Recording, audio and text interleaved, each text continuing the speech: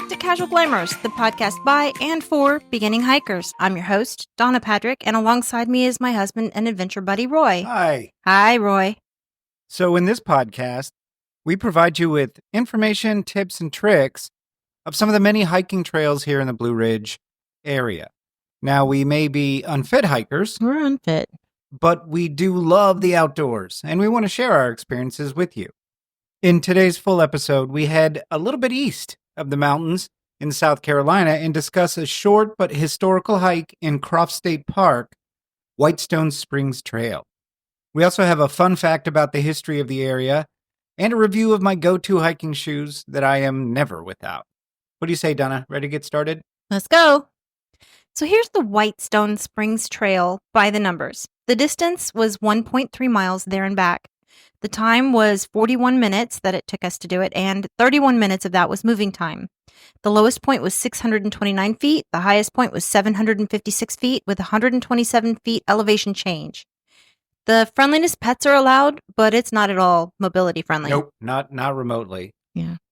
So to get there, search for 1281 Whitestone Road in Spartanburg on your map app. Now, this is a house address that is actually across the street, directly across the street from the small parking area and trailhead. So we want to first preface this by saying, while the trail itself is inside the park, you're not parking in the park if you do it this way. Yeah. And the reason we're telling you to start here is because the trail inside the park is still closed due to Helene. That, and it's also quite a bit longer than this way. We came in kind of from the back way, right? Yeah, it's from the northern side. It's the unofficial way. But you found it on it's all on trails. All trails. If you search for Whitestone Springs Trail on all trails, this will be where it takes you. Okay, so it is official. I mean, I guess from the minute that you actually step on the trail, you're in Croft State Park. Right. But you don't have to pay because there's no park entrance there. Right. But I do recommend going to Croft State Park. It's a little ways away. From this entrance, it was 16 minutes away. Okay. Yeah, and we did go there to get our state park book stamped. Yep. Yeah. Mm-hmm. So I want to preface all this by saying, listeners, this is not the official Whitestone Springs Trail inside Croft State Park. This takes you to the end of Whitestone Springs Trail, right? Which is the spring itself. It's a sort of a back way into the end of the trail. That's right. That's right. When you get to the spring, you're at the end of the official trail. The official trail inside the park. That's right. You're also at the end of this hike because we turned around and went back after. Had to, because there's massive trees. There was no way to get around the trees. Yeah, and so let's start by saying this right away. There are tons of trees down. Yeah. Not just on the official trail, but on this one as well. Yeah, it got hit so hard by Helene. I didn't realize Spartanburg got hit as hard as it did. Neither did I. And that Croft State Park, I mean, thankfully, because when we talked to them at the visitor center, or at the, what is it called? Not visitor center, but State Park Yeah, I think office. visitor center's fine, yeah. Okay. When we talked to them there, they told us that, oh, hey, you went in the back way, but I'm glad you didn't come in the front way because the trees are down so much you would not have been able to get through. And you wouldn't. Yeah, they said it's the only trail left that they haven't cleared enough for hikers to go Helene. And Helene hit in October. And this is January. I think she said they had something like 30,000 trees down or something like that. It's an insane number. I mean, if you need firewood. You're not supposed to get firewood from a state park. Plus, you got to schlep that stuff out. That's true. Sorry. I rescind my statement. So the parking area there is very small. It has maybe enough for 2 to 3 cars. Yeah, it's really just a dirt road, and you're kind of pulling off to the side of the dirt road that is alongside the trail. Right, and the trail starts right next to you. Mm-hmm. So if you're pulling in, you'll kind of see a wire going across what looked like it used to be an old road. And that's the actual trail that you start at. And by old road, we mean old road, like 100 or more. It would have to be. This thing is unpassable now. Yeah. It's unpassable. It was barely hikeable, given how uneven the terrain was. There's trenches.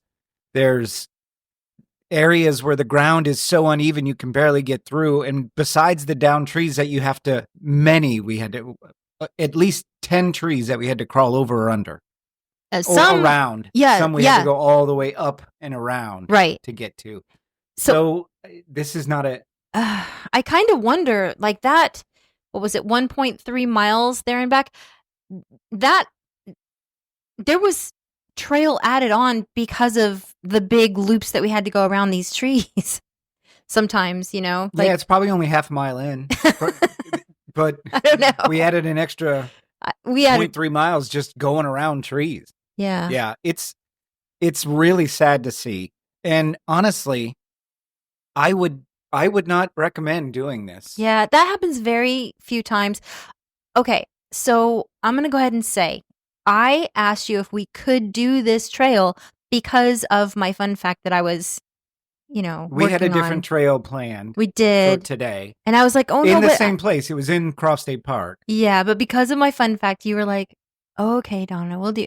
So I hope that this doesn't sour your view of Croft State Park, and I hope that we do get back there and do that trail that you wanted us to do originally today. I'd like to. It was very highly rated. Okay. And it looked like it was a beautiful trail. And I bet the Whitestone Springs Trail from inside the park is also nice. Yeah. Just this particular way to access Whitestone Springs, Which is the only way right now. was awful. Yeah. It was legit bad. Both of us remarked several times how we're not enjoying this. This is not a fun hike. Yeah. I mean, so yeah, that's also it's winter. It might be different in spring, summer, fall. I think that hiking to a spring in the summer where you actually want to get your feet wet or whatever, that spring was kind of incredible. We both tasted the spring water. Yeah, so let's cover that basically. There is a very small stream. Mm-hmm. that runs next to and up to the spring. I believe the spring it's is very called... deep underground. Okay. And so there's a pipe. Yeah. That is going down to the stream, down to the spring that pumps water out of the spring. So you can drink it. And the state park lady said that they have the water tested to make sure it's safe. Yeah. And it is. I don't know. It tastes very minerally. Yeah, it tastes like mineral water. It actually, I thought it tasted good. I like mineral water. Yeah. But, and the state park lady was like, oh yeah, I picked an icicle and I sucked on an icicle from that. Then it was really good. I don't think that the water is pumped up. I think that the spring bubbles up itself, like That's comes correct. up. Yeah. Yeah. Okay. That's correct. So, and right next to that spring pipe were the ruins of a bottling company that was there in the late 1800s. Yes. You really just see the foundation. But up on the hill, just to the east of the ruins, are the ruins of an old resort that started just because that spring was there. And I think you're going to cover that. Yeah, I do. Fun fact. Yeah, I do talk about that. So we'll talk about that. You can't see the ruins from the spring. You have to scramble up the hill to see them, and there's really not much to see. I mean, there's very, very little ruins left. You kind of have to search for some bricks jutting up out of the ground, but that's it. Also, I want to mention this used to be a World War II Army training camp area, and they want you to stay on the trail because there is still ordnance out there. Ordnance. Yeah. Now, tell the listeners what ordnance. Oh, I'm sorry. Bombs. There's still unexploded bombs there, because this used to be, as Donna said, this used to be an Army basic training camp in World War II before it became Croft State Park. It was the same property, and they had tons of ordnance there, and apparently they still find one or two a year pieces of unexploded ordnance. That's not that would not be a fun thing to come across. It would certainly be scary. Most of them are all inert by now, but still, you don't want to run across the one that isn't. Yeah. So yeah, stay on the trail and don't dig. Oh, and I also want to mention that this, I believe, maybe not this side of it, but the official, like Croft State Park has equestrian horse trails, and like you can. Yeah, they have stalls there too. Yeah. You can, if you bring your horse, you can put your horse in a stall, go camp, go explore the trails with your horse. Nobody was, I was kind of looking for, what do you call them, horse apples, but nobody had. We did trail apples. Yeah, we didn't find any trail apples. We didn't actually find anybody. No. Well, There was Roy, one car going in. it was very early when we went, and it was 21 degrees when we started. It was 31 degrees when we finished. It was not prime hiking weather. No, but even at the state park, when we went into the state park, there was one car ahead of us, and that's all we saw. Oh, yeah. Yeah. So It's a really nice it's a little pretty park. Yeah. It is. It's a beautiful park, and the people there could not have been nicer. Could not have been nicer. They were very, very kind. But yeah, overall, this particular trail, which is not the official Croft State Park. And it's not a Whitestone, reflection on Croft State Park at all. We're Nope. going to go back and explore Croft State Park. This just, and you know. And we'll take the actual White Springs Trail from their end. But Yeah. this one, I don't recommend. I didn't enjoy this really at all. So, listeners, make of that what you will. It's one of those that I think this is only the third out of 50, out of 55. We've reviewed 55 that we're actually saying no. I wouldn't recommend it. I mean, unless you want to, for history's sake, go see that spring, which is what I wanted.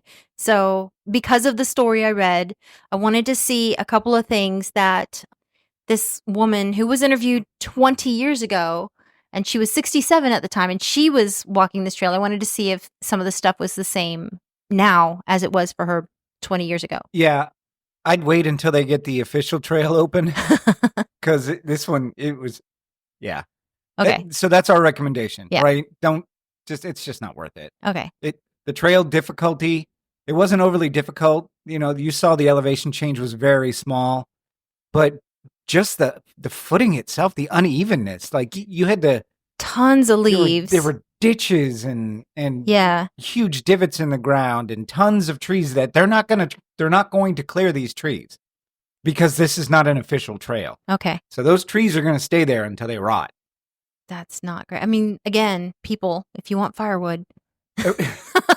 I don't think you're allowed to go into a state park and start cutting up wood. Okay. So so that's our review of this particular one. Last disclaimer on this. It is not the official Croft State Park Whitestone Springs Trail, but the way to get to the springs from outside the park. Uh-huh. So Donna, what's our fun fact for today? I am so glad you asked. So I'm going to start off fun fact off today by giving you some fun facts just about Croft State Park in general. All right. So, number one, the park was originally a U.S. Army training camp during World War II known as Camp Croft. It was used to train over 250,000 soldiers. Covering more than 7,000 acres, Croft State Park offers a wide range of activities, including hiking, horseback riding, fishing, and boating. There are over 20 miles of trails to explore. I can believe it. It took us, it's like 3 miles to get to the park office just from the entrance of the park. Huge. It's huge. Yeah. The park is particularly popular with equestrians. It has a large equestrian center with show rings and stables, making it a great destination for horse lovers. Also, there, when we were in that little camp the park office, they had this horse. I think it might have been an ornament or something, but it had this like wooden, I don't know, burned or airbrushed or something, picture of a horse with like this beautiful mane. Oh yeah, that was wood burning. Yeah. It was very stylistic. Yes. Yeah. I liked it a lot. I'm not a big horse lover, but I liked that. I mean, I don't dislike horses. I just don't. Are you hating on horses? I'm not hating on horses. I don't know very many horses. Direct your hate emails to Donna Patrick. No. Okay. So the park features Lake Craig, a 165-acre lake where visitors can enjoy fishing and boating. It's a peaceful spot for a picnic or a relaxing day by the water. So I'm guessing that's very popular in the summer, and we are going to have to check it out. I would think so. Yeah. The park is home to a variety of wildlife, including deer. We saw a deer.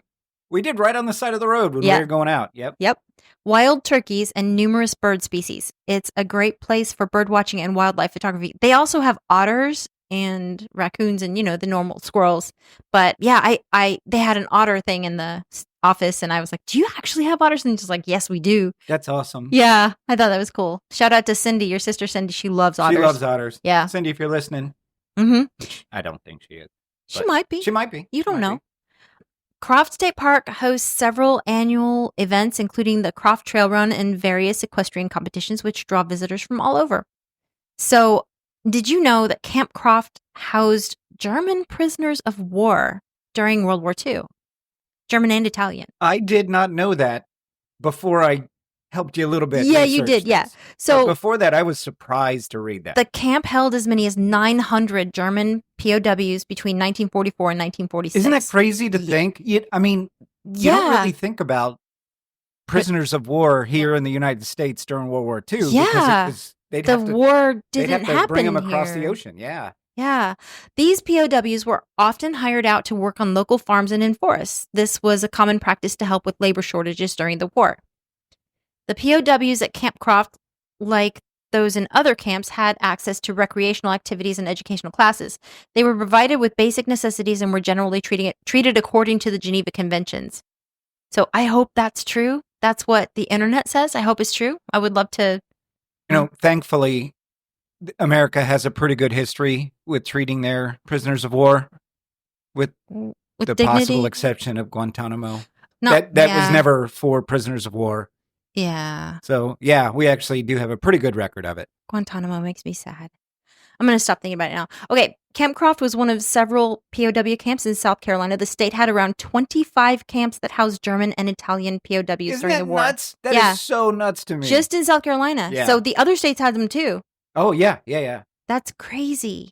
Okay, so before there was Camp Croft, the U.S. Army training camp, there was a hotel in that area-ish. It's a huge area. About 5 miles from Camp Croft, back in 1901, J.T. Harris built the Whitestone Lithia Springs Hotel. That was right where we were. Yeah. We were on the hotel property when we got to the Springs. Exactly. Yep. The hotel featured modern amenities for its time, including electric lighting and steam heat, and could accommodate up to 350 guests. That is a big hotel for 1901. Yeah. That is a big hotel. The dining room alone could seat 200 people at once. Wow. Can you imagine the staff? Can you imagine the kitchen? I mean, I kind of wonder if like the Vanderbilts went here or something, But I mean, they really had their own. They had their own. Yeah, they had their own little resort. Never mind. But I'm gonna take they that might back. have visited it just to check it out. Yeah. The hotel was known for its mineral springs, which were believed to have healing properties, attracting visitors seeking to improve their health. Which we tasted that mineral water, and I thought it was very good. We improved our health today. Maybe. Nope. I choose to believe it. Okay. I am now probably able to fly. I don't think I haven't tried it. I haven't tried it. I don't recommend it. I'm going to go jump off the front steps. No. Oh, yeah. Off the front steps? Yeah. Okay. The worst I'll do is twist an ankle. Just don't do it. Okay. Well. Unfortunately, the hotel was destroyed by a fire almost 100 years ago. It was the early 1930s when the hotel was destroyed by a fire. Oh, that's sad. But remnants of the resort can still be found in the Croft State Natural Area, which is where we were. Yeah, so. Interesting. Yeah. Visitors can explore the area and see the decorative rock walls, old road beds, which I guess we were. That's what we were walking on, and it's very clearly an old road bed. It got washed out. Mm-hmm. And other artifacts from the hotel's heyday. This site is accessible via the Whitestone Springs Spur Trail. Were we on the Whitestone Springs Spur Trail? No. That's the official trail. You just have to go in through. Right, because the Whitestone Springs Trail itself is off of another trail. Right. Yeah. Right. Because that's why it's called a spur. Yep. Yeah. Okay. So that offers a scenic hike through hardwood forest and rolling hills after they get the trees cleared. No kidding. Yeah. So this is episode number 50. So yay us. Yay! Episode number 50. We have done over 55 trails here on this podcast, and all of them have been in the mountains. This is the first non-mountains one, but it kind of felt a little like it because those rolling hills were pretty good size. I was expecting it to be much flatter. So here's okay. Disclaimer. We went over to the Spartanburg area because we love our daughter-in-law, Veronica, who is pregnant, and she had a craving for something, and I'm going to be going down to Florida to visit and stopping to have lunch with her, and I wanted to bring her. We have 2 daughter-in-laws who are having babies. Yes. Morgan and Stephanie, if you're out there listening, I'm so happy So for excited. you and for us. Because we're to going be to be grandbabies. Yeah. Oh, So Veronica and Stephanie are both pregnant at the same time. It's very exciting. yes, very exciting. So Veronica she used to live in Spartanburg a couple of years ago, and there was this place that sold this thing, and she was like, oh, I'm really craving blah, blah, blah. And so I was like, well, let's go hike around Spartanburg and then see if we can bring it to her. I can bring it to her tomorrow. They didn't have it. They didn't have the quiche, and Yeah. it was so upsetting. Oh, yeah. So we won't think about that. Yeah, We drove specifically to pick up a quiche for this and we poor found, pregnant girl. yeah, And they didn't have it. yeah. So sorry, Veronica. Okay. So the spring itself is still active, as you know, because we tasted the water. The spring is located on land that the U.S. Army purchased from private landowners to establish Camp Croft Military Training Center during World War II.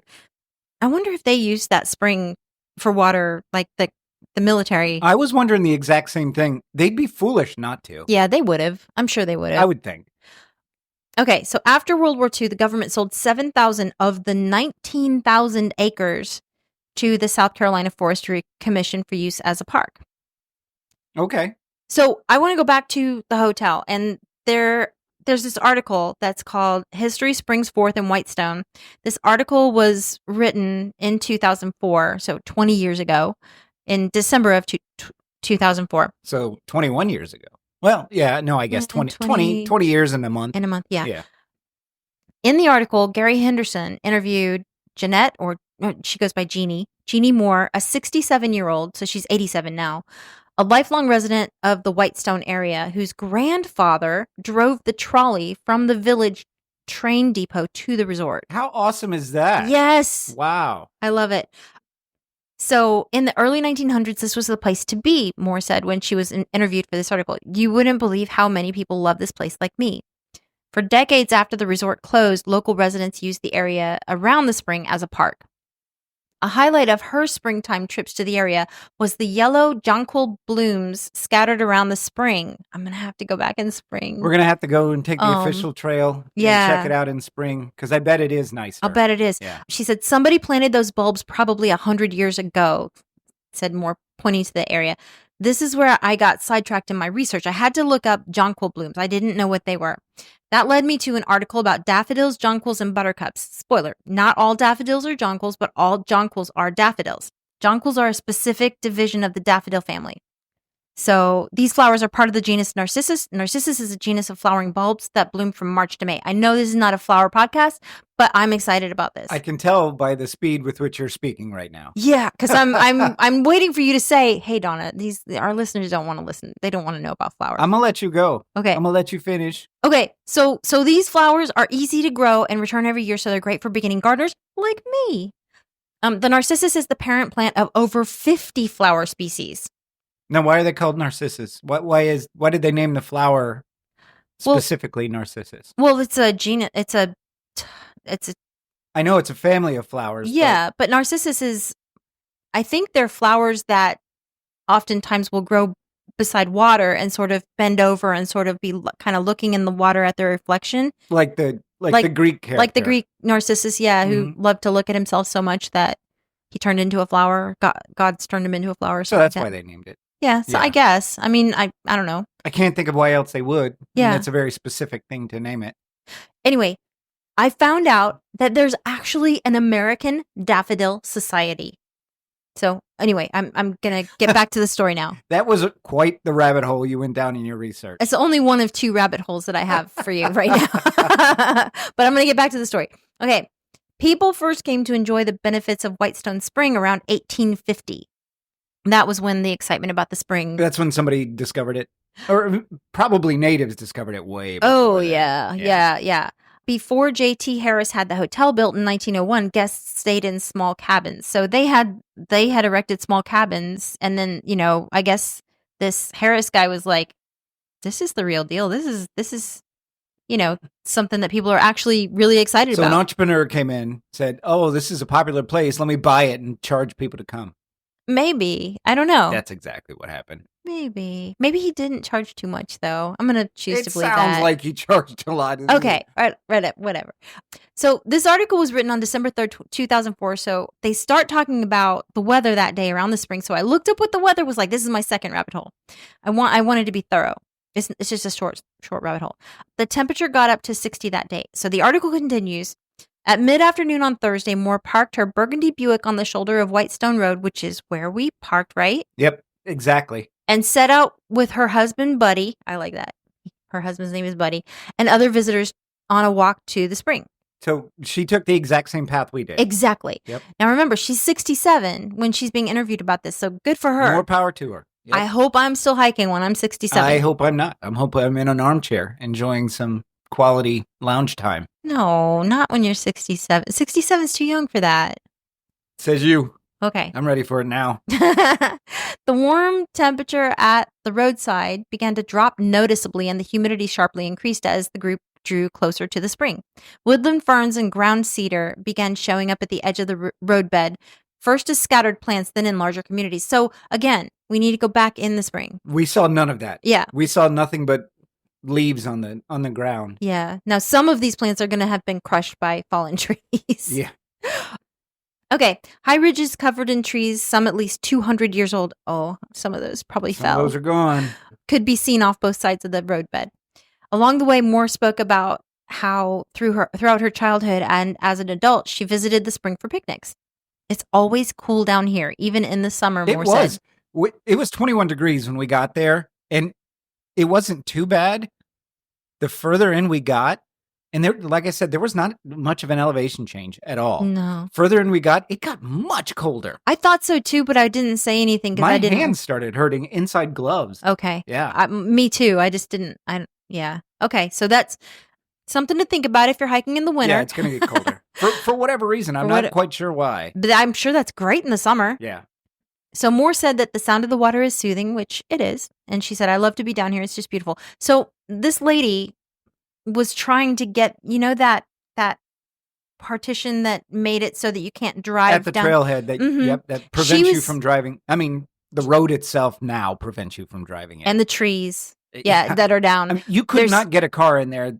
It would get stuck just based on the divots and the even trenches in the road. Even if it's my even Jeep. If there's no trees down. But she was trying to get that thing taken down so that you could drive in there because I'm guessing that she loved this so much and she saw herself getting older and she wanted to continue to come, but she realized that the only way she was going to be able to come at some point is to drive it. Yeah. They would actually legitimately have to build a road there. Yes. Yeah. I just wanted to see it firsthand what she was talking about. And we did. Mm-hmm. Early writings about Whitestone indicate spring water under natural pressure shot 30 feet from the pipe that workers sunk into the spring. So that's impressive. 30 feet. This is a geyser, basically. Yeah, that is a geyser. Now, the pipe that they have now has it pointing down. Yes. But just given the flow that we saw, there's no way that's going 30 feet. No. It's definitely weakened. Because it says, when this article was written, the strong and steady stream of water from the spring still pushed a stream of water 6 inches from the end of the pipe. So the pipe was still, 20 years ago, the pipe was still straight up and it pushed it 6 inches up. I could see how it would do that. Yeah. I guess they have it pointing down so you could fill water bottles. Yeah, that's kind of nice. But it would be easier to drink if it was pointing up, like a water fountain. Yeah. So we got out and I got some in my hand and drank out of my hand. It was considerably warmer than the air around it. It was, yeah. I guess it's spring temperatures, so it's going to be a constant 72. Oh, yeah. Yeah, like in the springs in Florida when we used to go. Mm-hmm. Yeah. Okay. So the results of the water analysis released on Christmas Eve in 1901 listed mostly minerals. The items with the highest concentration were lithium bicarbonate and lithium sulfate. So actually, this is the third rabbit hole that I go down with this. There's another rabbit hole? Yeah. Because, so... It's starting to become an ant colony at this point. Okay, all right, it is. So this lady, Moore, she said, isn't that some kind of antidepressant drug? No wonder these people were so happy when they were here. So I had to look up. What lithium bicarbonate and lithium sulfate were. And here's what I found. Lithium is commonly used in the treatment of mood disorders, particularly bipolar disorder, rather than as a primary ingredient in antidepressants. The most frequently used form is lithium carbonate, not lithium bicarbonate or lithium sulfate. Lithium carbonate is effective in stabilizing mood and is often used to manage both manic and depressive episodes in bipolar disorder. So if you're bipolar, this water is actually going to be good for you because lithium bicarbonate turns into lithium carbonate. Oh, does it? Yeah. Oh, okay. There was a whole like chemistry blah blah blah thing. It's a lot. Yeah. It's a lot too. So it can also be used as an adjunct to antidepressant. I don't know what adjunct to antidepressants. An add-on. Okay. A supplement. In treatment-resistant depression. So so if regular medicines don't. Yeah. So if you're depressed, go drink this water, I guess. Lithium sulfate is another form of lithium used in some psychiatric treatments, but is less common compared to lithium carbonate. So Okay. both of those, yeah. I mean, I guess it makes sense. That's right? an interesting rabbit hole, right? I mean, maybe. So rather than, chemical medicines, just Yeah. drink some water. See if it Yeah, helps. some mineral water for sure. Yeah, I mean, we could all probably a lot of us could stand to drink more water. Everybody can. Yeah. I think our modern diets too probably don't give us everything that we need. Yeah. That's why the supplement business is so big. I found that really interesting that this water might have actually genuinely made people happier. Yes. Yeah, that is pretty interesting. Yeah. Long before today's worldwide market for bottled water, resort owner Harris was shipping it by carloads to several cities in the eastern half of the United States. He also shipped bottled water to Alaska and the Philippines, according to an early 1900s story that ran in the Columbia State newspaper. That's crazy. Isn't it? Yep. Moore has put together a scrapbook of early 1900s newspaper clippings about the spring from the Spartanburg Daily Herald. Many included accounts of how area farmers and residents came to help fight the fire that burned down the hotel. Yeah.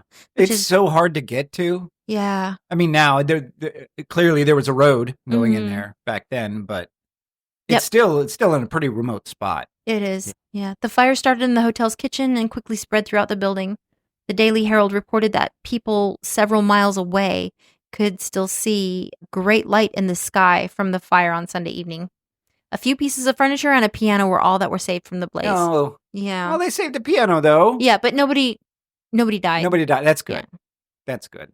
So that's it. That's my fun fact. Only 3 rabbit holes. That is really interesting. And so you can see all of that stuff if you take this trail. Yeah. But we do recommend waiting until the actual state park trail is like open. If you're maybe feeling down and you just want to sip of that water to feel better. Yeah, go grab some. It's running. You can get it freely. Yeah, that was a fun fact. Thank you, Donna. You're welcome. So our review today is the Merrell Moab 3 hiking shoes. Now, these are the hiking shoes that I wear almost every single time I hike. These are my go-to. I have had them for over a year, and I absolutely love these hiking shoes. Best hiking shoes, I think, made, and certainly the best ones I've ever had. Yeah. Yeah, Merrell's are really good. They're fantastic. So it's the Moab, MOAB 3. That's the ones that I own. And they come in 2 flavors. They come in the waterproof and the non-waterproof. And I have both. Do you notice a difference in how they feel? I think the waterproof ones, the leather might be a little stiffer, but only marginally. They both feel the same. They have the same soles and everything. So maybe a little stiffer. And it's probably the whatever they treat the leather with. Mm-hmm. So you can buy these pretty much anywhere. You can get them right on Merrell.com for $140. You can get them at REI. You can get them at Outdoor Outfitters. You can get them on Amazon. So, you can get them anywhere. And what I like most about them is the grip on them is so good. That's so important. The grip, especially when you're climbing rocks. I have never once slipped with these shoes, just climbing regular rocks. The only time I've slipped was when I hurt my shoulder. Were you wearing? I was not wearing those. I was wearing sandals. Oh, yeah. Oh, that was so bad when you slipped and fell. I'm still dealing with it. I have an MRI coming up to see what they can do, but yeah. So, and what I also like about them very much is the sole feels sturdy. Because when you're out on these trails, yeah, you're gonna step on roots and Rocks. pointy rocks and Branches. I have never once felt like anything was going to poke through Yeah. or that it hurt or anything like that. And the sole is just really, really sturdy. And it's made from Vibram TC5 Plus for excellent performance in terrain. I can't speak highly enough about my hiking shoes. And as soon as those go bad, I don't know when that's going to be because it's a year later and we hike on these all the time. Yep. And they're still like new. Yeah. So that's right there. That's a really good review saying that. Yeah. These are the real deal. Now you can get cheaper hiking shoes at like, Shoe Carnival or whatever. But you're going to get what you pay for. It's just tough when you're on the trail. Like I wore some boots that I got from Amazon on a trail when we were in Kentucky. And I kind of like my toe hit a rock when I was lifting my foot to go over something and the sole came apart from the toe. Yeah. So, because it was just glued. I mean, those boots are for show. They're not for like actual hiking. And I have worn some, and this is not a dig against Columbia. Columbia is a fine company. I have worn Columbia's hiking shoes, and they don't even remotely compare to the Merrells. Yeah. The sole is much softer, so you feel every rock and root underneath. Yeah. And with the Moabs, I can feel them, but it doesn't poke through. So like, I guess what you need to think about is, yes, $140, $150 for some really good hiking shoes. That's a tough thing. That's an investment, right? But if you're going to get a $50 pair 3 times in a year, right. Or you get a $50 pair and you step on a pointy rock and it goes through. Yeah. Was it worth it? Or if you slip or yeah, exactly. Or if it doesn't support your foot in the right way and then you're hurting. Yeah. So, because footing on a lot of these mountain trails is super important. Is so treacherous and difficult.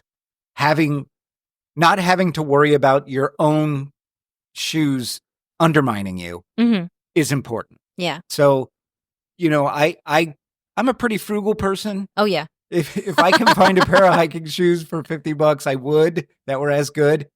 I don't ever buy anything just because of the name, right? And Merrell is the #1 hiking shoe in the world. Yeah. But I see why. I totally see why. Yeah.